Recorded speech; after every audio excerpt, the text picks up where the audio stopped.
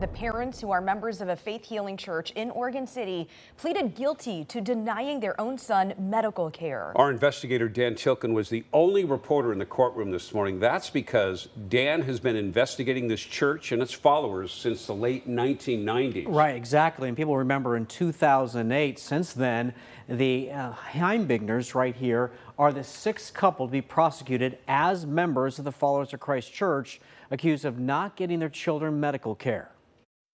What is your plea to criminal mistreatment in the first degree? Guilty or not guilty? Guilty. So Brittany and Jake Heimbigner admitted they didn't get their 13-year-old son dialysis treatment. The Heimbigners are members of the Followers of Christ Church in Oregon City. Their case stems from 2021. In the plea bargain, the prosecutor is recommending 15 days in jail and 3 years probation.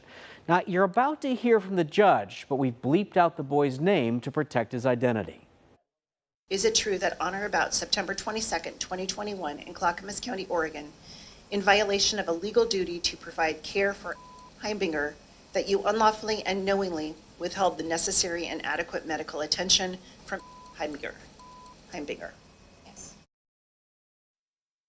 So the couple will be sentenced at a later date. In court today, it was noted the couple will be able to try to convince the judge they shouldn't get any jail time at sentencing. All right, and all of us thinking about that boy who was 13 at the time. They denied him dialysis, is what they're saying. As someone who was on dialysis, I remember being sick and it felt awful. Do we know how severe this boy's condition was? Well, in this document right here, this court document, the prosecutor called it significant harm.